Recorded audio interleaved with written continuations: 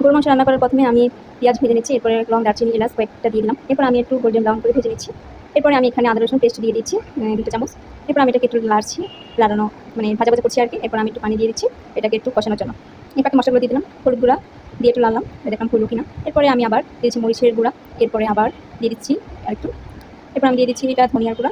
এরপরে আমি আরেকটু লাড়লাম, লাড়ার শেষে এবার দিয়ে দিচ্ছি 1 চামচ লবণ। লবণটা দেওয়ার পরে আমি একটু সুন্দর করে আদা রসুনের কাঁচা গন্ধটা যাতে ভালো করে ভাজা করছি। এরপরে লঙের গুঁড়ো দিয়ে দিলাম, দারচিনির গুঁড়ো দিয়ে দিলাম, এরপর আমি এলাচের গুঁড়ো সামান্য একটু দিয়ে দিলাম। এরপরে আমি আবার সুন্দর করে এটাকে ভাজা ভাজা করে নিচ্ছি।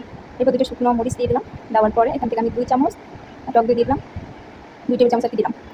এরপরে এটাকে আবার সুন্দর করে ভাজা ভাজা করে নিচ্ছি। ভাজা ভাজা করার পরে আমি এখানে একটু সয়া সস দিয়ে দিলাম। দেওয়ার পর আরেকটু দিচ্ছি। এবার আমি মাংসটা দিয়ে দিচ্ছি। মাংসটা দিয়ে বেশিক্ষণ নাড়াচাড়া করবো না, একটু অল্প একটু নাড়াচাড়া করে আবার আমি ঢাকনা দিয়ে রেখে দেবো। সুন্দর করে নাড়ছি একটু। এরপরে আমি ঢাকনাটা দিয়ে দিব। এবার ঢাকনাটা দিয়ে এরপরে আমি এরপরে একটু পরে উঠিয়ে দেখলাম একটু টমেটো কুচি দিয়ে দিচ্ছি, কারণ আমার গরুর মাংসে টমেটো কুচিটা বেশ ভালোই লাগে। কারণ আমি একটা আস্ত রসুন দিয়ে দেবো, রসুন আলু। আমি প্রথমে কয়েক টুকরো আলু দিয়ে দিচ্ছি, তারপর রসুন দিয়ে দিচ্ছি। দেখবো সবগুলোকে সুন্দর করে কষাবো, সুন্দর করে কষিয়ে